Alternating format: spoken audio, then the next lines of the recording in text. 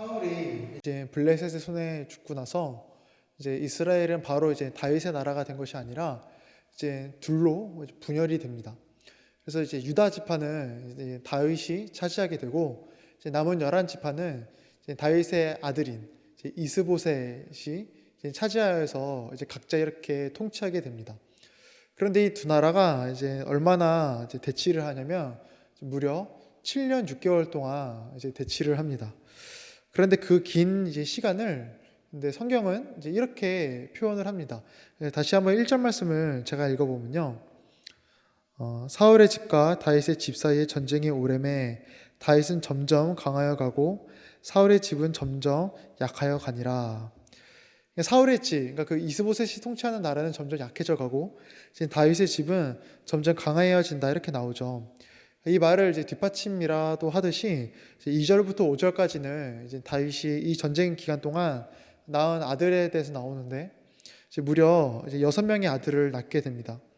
이제 구약 성경에서 보통 이제 많은 자식들은 축복으로 간주되었기에 다윗이 이 기간 동안 이제 많은 자녀를 이제 낳았다는 것은 하나님의 그 은혜 속에 이제 있었다라는 표현이겠죠.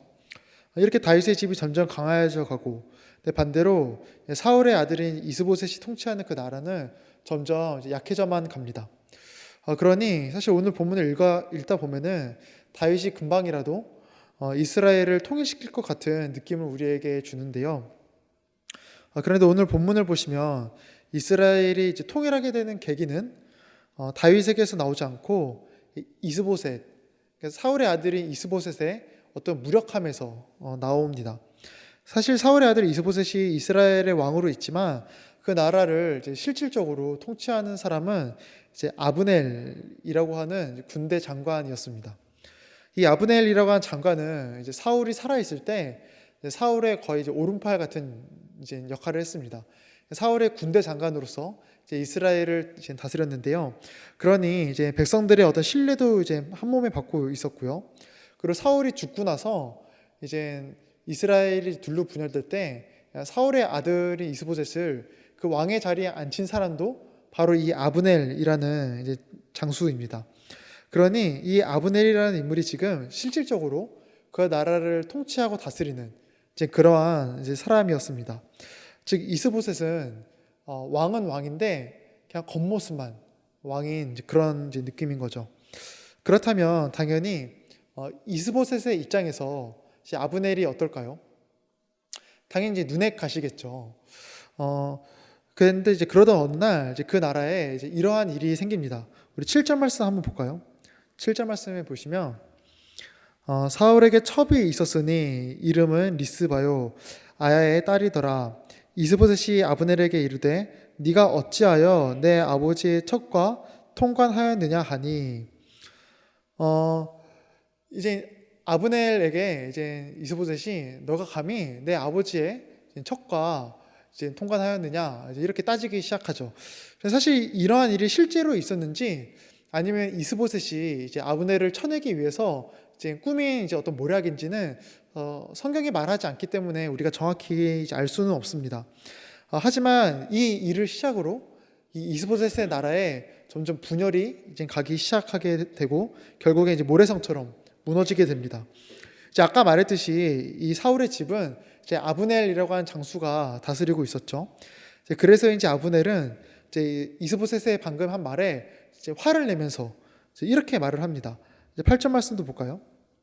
8절에 아브넬이 이스보셋의 말을 매우 분하게 여겨 이르되 내가 유다의 개 머리냐 내가 오늘 당신의 아버지 사울의 집과 그의 형제와 그의 친구에게 은혜를 베풀어 당신을 다윗의 손에 내주지 아니하였거늘 당신이 오늘 이 여인에게 관한 허물을 내게 돌리는도다. 지금 이 아브넬이 이스보셋에게 뭐라고 하냐면 이제 내가 이제 개 머리냐, 그러니까 내가 그렇게 만만히 보이냐 뭐 이런 느낌이겠죠. 그러면서 뭐라고 하냐면 지금 당신이 그 자리에 있는 거는 다 내 덕분이다. 당신을 내가 다윗의 손에 넘겨줄 수도 있었는데 넘겨주지 않고 그 자리에 앉힌 인물이 바로 나다. 이렇게 이제 으름장을 놓는 것이죠. 사실 이건 신하 입장에서는 정말 말이 안 되는 행동이죠. 어떤 반역과도 같은 그런 말입니다. 그런데 여기서 멈추지 않고 이제 아브넬은 또 뭐라고 하냐면 내가 지금 이 나라를 다윗의 손에 넘겨주겠다. 이렇게까지 말을 합니다. 굉장히 무서운 사람이죠.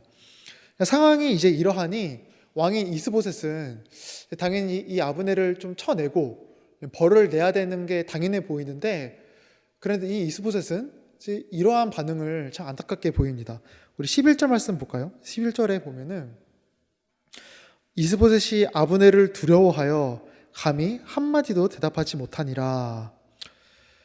그 앞에서 어떤 말도 못하고 침묵합니다. 왕이 왕과 같은 모습이 아닌 것이죠.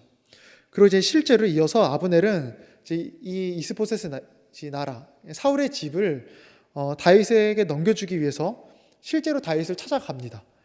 아무래도 그리고 또한 이 일에 이제 이스보셋도 좀 마음을 내려놨는지 이 일을 좀 동조하는 걸로 이제 보아서 이스보셋 또한 이제 마음을 조금 내려놓았던 것 같습니다. 그리고 또한 이 이스라엘의 여러 장로들도 이제 아브넬의 생각과 똑같았던 모양입니다. 17절 한 번 더 볼까요? 17절 말씀 보시면 이제 아브넬이 이스라엘 장로들에게 말하여 이르되 너희가 여러 번 다윗을 너희의 임금으로 세우기를 구하였으니 장로들에게 이제 아브넬이 찾아가서 뭐라고 하냐면 너희가 여러 번 나한테 이스보셋이 아닌 다윗을 우리의 임금으로 여기자 말했지. 야 이제 내가 그렇게 하려고 하니 이제 나와 함께 손을 잡자. 이렇게 말을 하는 것이죠. 이처럼 이스보셋이 통치하던 그 나라는 그 안에서 여러 가지 분열과 반란이 이제 일어나기 시작하고 이제 그러한 모습을 통하여서 결국 다윗에게 넘어가기 시작한 겁니다. 우리는 오늘 본문을 통해 이제 하나님을 떠난 왕이 통치한 나라는 얼마나 무력한지 좀 볼 수 있습니다. 백성들 앞에서 힘도 없고 자신이 나아갈 방향도 제대로 못 짚고 무기력하게 서 있는 것이 하나님을 떠난 왕이며 그러한 나라에서는 소망을 발견할 수 없음을 우리는 다시 한번 확인할 수 있습니다. 그렇다면 반대로 다윗은 어떠했을까요? 우리가 오늘 조금 주목해서 볼 내용이 이 다윗이 이제 이스보셋의 이 나라를 흡수할 때, 차지할 때 어떠한 행동을 취했는지가 우리가 조금 주목해서 보려 하는데요. 다윗은 오늘 본문을 보면 두 가지 조금 독특한 두 가지 모습을 보입니다. 우선 이제 다윗의 신하 중에서 이제 요압이라고 하는 신하가 다윗에게 있었습니다. 이 요압은 이제 아까 나왔던 아브넬에게 조금 원한이 있었습니다. 왜냐하면 예전에 전쟁을 할 때 요압이 자신의 동생을 이제 아브넬에게 죽임을 당했거든요. 그러니까 동생의 원수인 것이죠. 그러니까 요압에게는 아브넬이 이제 원수 같은 이제 그런 인물이었는데 어느 날 이제 이 아브넬이 이 다윗을 이제 직접 찾아왔다라는 소식을 이 요압이 듣게 된 겁니다. 그래서 요압이 이제 다윗에게 찾아가서 뭐라고 하냐면 아니 어떻게 저 아브넬을 그냥 보낼 수가 있습니까? 저 아브넬은 분명 어떤 속임수를 갖고 이제는 다윗에게 당신에게 접근한 겁니다. 왕에게 접근한 겁니다. 그러니까 우리가 당장 지금 저 아브넬을 죽여야 합니다. 이렇게 요압이 다윗에게 말을 하기 시작합니다. 그런데 이 이야기를 들은 다윗이 이제 아무 행동도 하지 않거든요. 그러니까 요압 입장에서 굉장히 답답하겠죠. 원수를 죽여야 되는데 왕은 이제 아무런 움직임도 취하지 않고 명령도 내리지 않고. 그러니까 요압이 자신의 분에 못 이겨 결국 어떻게 하냐면 자신의 이제 신하들을 보내서 이제 길을 떠나다 아브넬을 잡아와서 그 아브넬을 이제 죽여버립니다. 그런데 이에 대해서 성경은 이렇게 말을 합니다. 다윗은 이 일을 이제 알지 못했다. 이렇게 말을 하고 다윗도 스스로 이제 요압이 벌인 이 일에 대해서 이제 이렇게 스스로 말합니다. 28절, 29절 말씀 보시면요. 그 후에 다윗이 듣고 이르되 넬의 아들 아브넬의 피에 대하여 나와 내 나라는 여호와 앞에 영원히 무죄하니 그 죄가 요압의 머리와 그의 아버지의 온 집으로 돌아갈지어다. 다윗은 무고한 사람을 죽인 요압을 아주 단호하게 그냥 잘라내죠. 이 요압은 이제 다윗의 신하 중에서 그냥 이제 흔히 있던 그런 신하가 아니라 굉장히 유능하고 다윗의 굉장히 이제 측근인 신하였습니다. 그래서 후에 보면은 이제 나중에 다윗의 이제 군대 장관이 될 정도로 유능한 인물이었고요. 그러니까 결코 이제 지위가 낮지 않은 것이죠. 이제 그럼에도 다윗은 요압이 죄를 범하자 그를 아주 단호하게 이제 잘라냅니다.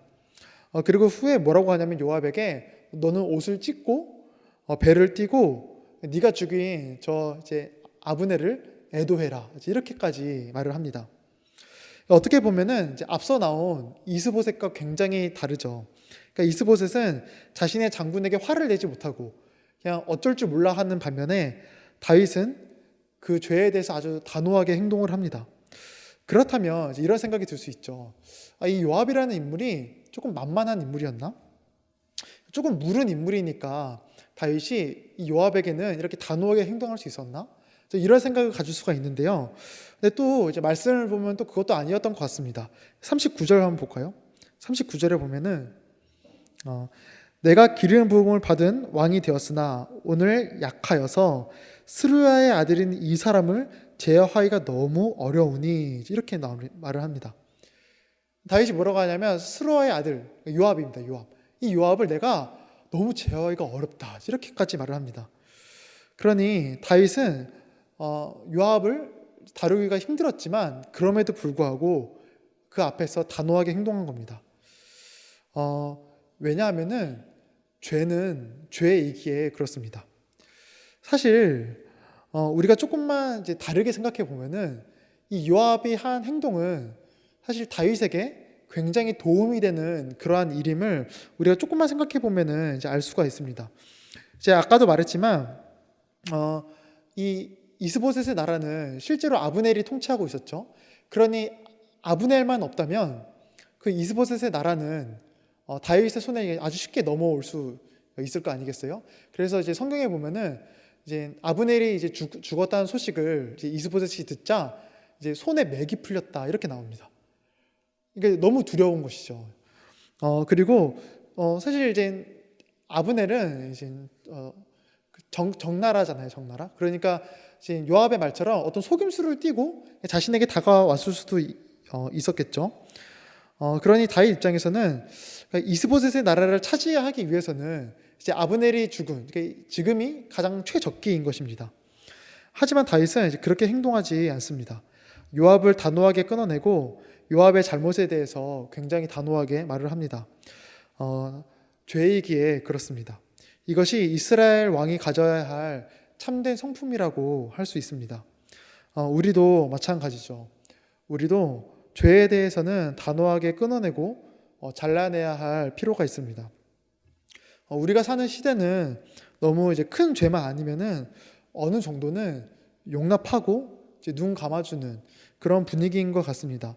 내가 누군가를 미워하고 어떤 사람에 대해서 유언비어를 퍼뜨리고 내가 조금 고집 있게 행동해서 남에게 상처를 주는 등의 그러한 행동은 어느 정도 용납을 해주는 것 같습니다.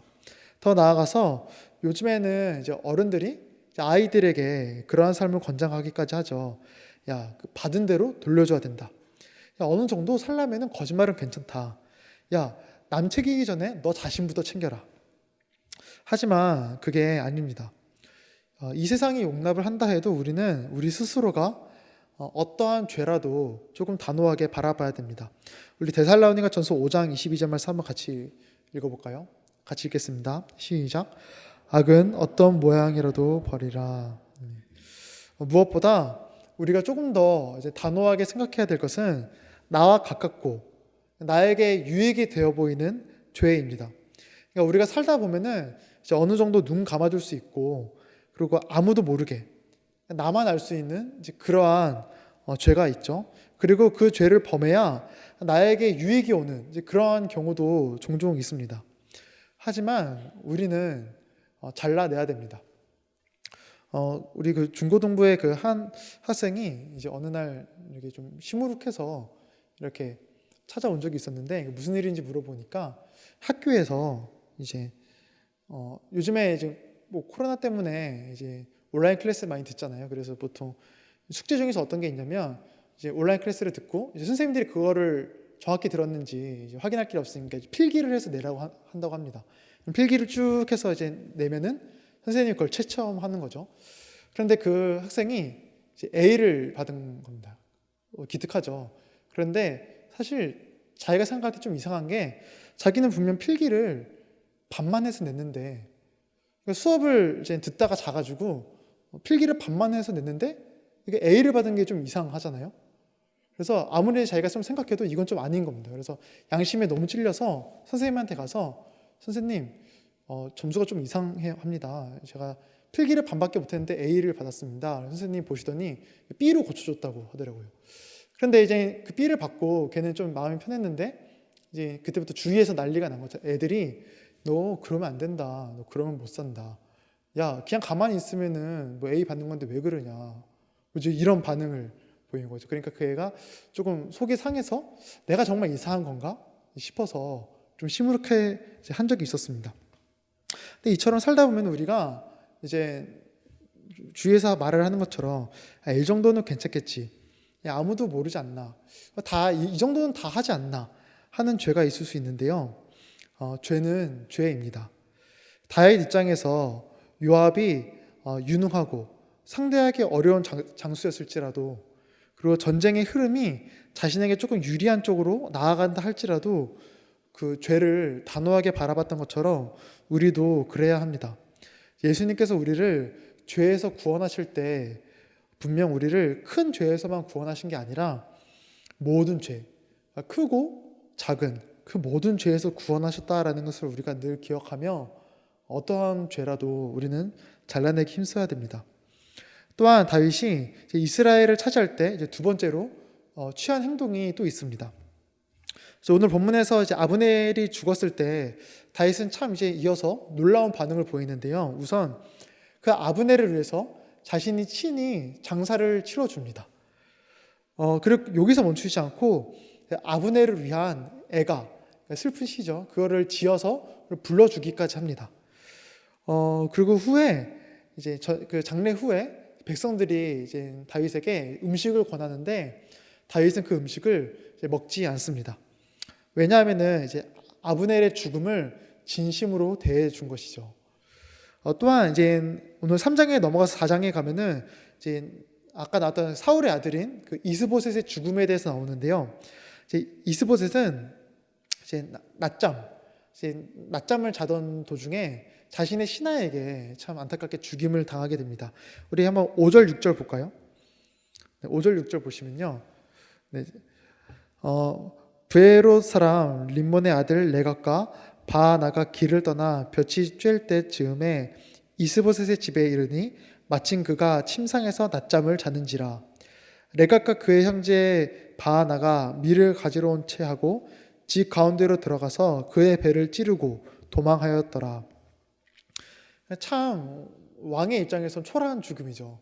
대낮에 낮잠을 자다가 죽임을 당한 겁니다. 그런데 이 사람들이 이 신하가 이제 이스보셋을 죽인 이유가 있었습니다. 바로 이제 다윗에게 어떤 포상을 받기 위함입니다. 그래서 이 신하들이 이스보셋을 죽인 다음에 그 머리를 잘라다가 이제 다윗에게 딱 가져가는데요. 다윗은 이제 그 신하들을 보고 이렇게 말을 합니다. 악인이 의인을 죽였다. 이렇게 말을 합니다. 그러면서 이제 그 이스보셋의 머리를 들고 온 그 신하 2명을 이제 처형을 합니다. 이처럼 다윗은 아브넬과 이스보셋이라고 하는 이제 어떻게 보면 이제 적나라의 수장들의 죽음을 기뻐하거나 즐거워하는 것이 아닌 그들의 죽음을 진심으로 애도합니다. 또 여기서 그치는 것이 아닌 다윗은 이제 아까 전에 이제 아브넬이 그 이스보셋의 나라를 넘기려고 이제 다윗에게 찾아왔다고 했잖아요. 그런데 그때 다윗이 그 아브넬에게 딱 한 가지 제안을 합니다. 딱 한 가지 제안. 그게 뭐냐면 다윗 자신의 첫 와이프였던 미갈, 그 미갈을 돌려달라라는 제안을 합니다. 우리 14절 말씀 한번 볼까요? 네, 14절에 보면 이렇게 되어 있죠. 다윗이 사울의 아들 이스보셋에게 정령들을 보내 이르되 내 처 미갈을 내게로 돌리라. 그는 내가 전에 블레셋 사람의 표피 100개로 나와 정혼한 자니라 하니. 이 미갈은 기억하시는 분도 있겠지만 사울의 딸입니다. 사울의 딸. 그런데 사울이 다윗을 죽이고 싶어가지고 저 다윗을 어떻게 하면 죽일까 고민하다가 이제 이러한 제안을 하죠. 너 블레셋 사람들의 표피 100개를 나한테 갖고 오면은 내 딸을 너에게 주겠다. 그러니까 어떻게 보면 말도 안 되는 제안이잖아요. 다윗을 죽이기 위함이죠. 그럼 다윗이 그 제안을 수락을 하고 이제 블레셋 사람들의 표피 100개를 실제로 배워와서 사울에게 넘겨주고 결혼한 첫 와이프입니다. 그런데 다윗은 이제 다윗에게 미갈은 단순히 첫 와이프가 아니라 은혜를 입은 사람입니다. 예전에 이제 사울이 다윗을 죽이려고 이제 자신의 이제 군인을 이제 다윗의 집에 보냈거든요. 그런데 미갈이 이제 그걸 눈치채고 다윗을 이제 성벽 밖으로 도망가게 하고 자신은 그 자리에 남아 있습니다. 다윗의 안전을 위한 것이죠. 그러니까 다윗은 미갈에게 이제 목숨을 빚진, 그러니까 은혜를 입은 이제 그런 상황입니다. 다윗은 이제 이것을 기억하면서 이러한 것들을 기억하면서 자신의 첫 와이프인 미갈을 돌려달라 이렇게 말을 한 것이죠. 그런데 많은 학자들이 이 다윗의 이 행동에 대해서 이렇게 말을 합니다. 다윗이 물론 이제 미갈을 사랑하고 미갈에게 어떤 은혜를 기억해서 돌려달라 한 것도 있겠지만 미갈은 아까도 말했지만 사울의 딸이잖아요. 사울의 딸인 미갈과 다시 한번 이제 결혼함으로써 이제 남아있는 그 사울의 집안 사람들을 자연스럽게 흡수하려는 어떤 정치적 계략도 있었을 거다. 이렇게 많은 학자들이 추론합니다. 이처럼 다윗이 그 분열된 이스라엘을 통일시킬 때 그 방법은 아주 강압적이고 억지스럽고 누군가에게 아픔을 주는 그러한 방법이 아니라 굉장히 자연스럽고 인격적인 방법을 택한 겁니다. 이제 다윗이 이러한 반응을 보이자 백성들은 다윗에게 이렇게 반응합니다. 우리 36절 말씀은 우리 한번 같이 읽어볼까요? 36절 말씀입니다. 시작. 온 백성이 보고 기뻐하며 왕이 무슨 일을 하든지 무리가 다 기뻐하므로. 네. 이것은 예수님도 마찬가지입니다. 예수님은 십자가에 이제 달려 돌아가셨을 때 분명 제자들에게 이렇게 말을 하셨죠. 얘들아, 내가 사흘 후에 부활할 것이다. 그러니까 사흘 후에 부활할 것이라고 한 것은 이제 기다리라는 것이죠. 그런데 제자들은 어떻게 했나요? 다 그냥 뿔뿔이 흩어져 도망갔죠. 그 예수님의 죽음을 보고 예수님께서 부활하신다는 걸 믿지 못하고 다 그냥 뿔뿔이 흩어 도망갔습니다. 그런데 예수님은 이제 어떻게 하시냐면 부활하신 후에 그 제자들을 딱 찾아가서 혼내시지 않고 뭐라고 하시냐면 평안이 있을 거다 하고 평안을 빌어줍니다. 그런데 제자들은 그 예수님을 보고 바로 예수님을 믿었을까요? 믿지 못했습니다. 성경에 보면은 그 부활한 예수님을 보고 저거 유령 아닌가? 이렇게 생각했다고 합니다. 예수님께서 그 제자들에게 야, 유령은 살과 피가 없는데 나는 살과 뼈가 있다. 한번 만져봐라. 이렇게까지 말을 하는데 제자들은 그러한 예수님의 반응을 보고도 믿지 못했습니다. 참으로 안타깝고 어떻게 보면 제자들이 참 못됐고 좀 미련해 보이고 막 그러죠. 그런데 예수님은 거기서 뭐 이렇게 화내거나 하지 않으시고 어떻게 반응하시냐면 또 이렇게 반응을 하십니다. 제가 이 말씀을 참 좋아하는 말씀인데 우리 42, 43절 누가복음 이제 24장 말씀인데 한번 같이 읽어볼까요? 네, 시작. 이에 구운 생서 한 토막을 드리니 받으사 그 앞에서 잡수시더라. 이 생선은 그냥 생선 한 마리 예수님께 드신 게 아니라 그 참 연약하고 부족하고 미련한 제자들을 예수님께서 인격적으로 다가가 주신 거고 그들을 위해서 친히 낮아주신 거고 그들을 섬기시는 그러한 행동인 것입니다. 끝까지 믿지 못하는 그 제자들을 향하여서 그 생선 한 토막 딱 잡수심으로 그 연약한 그들의 마음을 만져주시고 믿게 하신 그러한 방법인 것이죠. 이처럼 예수님은 그 연약한 제자들을 다시 찾으실 때 최선을 다하여서 인격적인 방법으로 다가가셨습니다. 그리고 이것은 우리 모두가 구원받을 때도 마찬가지죠. 우리는 예수님은 우리를 죄악에서 구원하실 때 우리를 인격적인 방법으로 부르셨고 인격적인 방법으로 우리를 대해 주셨습니다. 바로 성령 하나님을 통해서 그렇죠. 우리는 정말 죄인 중에 죄인이어서 진리에 대해서 무지하고 예수님을 믿을 수 없는 그러한 연약하고 비참한 존재입니다. 그런 우리를 위해 예수님은 성령님을 우리 안에 친히 보내주셔서 진리를 깨닫게 하시고 친히 믿음을 선물로 주셨습니다. 우리 요한복음 14장 말씀도 같이 읽어볼까요? 같이 읽겠습니다. 시작. 보혜사 곧 아버지께서 내 이름으로 보내실 성령 그가 너희에게 모든 것을 가르치고 내가 너에게 말한 모든 것을 생각나게 하리라. 아멘. 우리 에베소서 2장 8절에도 보면 이제 우리가 잘 아는 말씀이죠. 믿음은 하나님의 선물이다. 이렇게까지 나와 있습니다. 그러니 이제 우리의 구원은 참으로 인격적인 그러한 구원이라고 할 수 있습니다. 진리에 대해서 무지하고 믿을 수도 없는 그런 죄인인 우리를 위해서 성령님께서 친히 찾아오셔서 진리를 깨닫게 하시고 믿음까지 선물로 주시는 너무나도 인격적인 구원이라고 할 수 있습니다. 따라서 이제 우리도 그러한 마음으로 이 인생을 살아가야 합니다. 인격적인 구원을 경험한 우리는 이제 인생을 살며 사람들을 대할 때 그리스도의 어떤 인격과 그리스도의 마음으로 대해야 합니다. 사실 우리가 살아가는 세상은 많은 사람들에게 이제 이러한 인격이 나오기 힘듭니다. 이러한 인격을 요구하기가 어렵죠. 왜냐하면은 예수님을 통해서 경험하지 못했거든요. 그리스도의 인격을 경험하지 못하였으니 세상에서는 그러한 인격을 기대하기 힘들지만 우리는 다릅니다.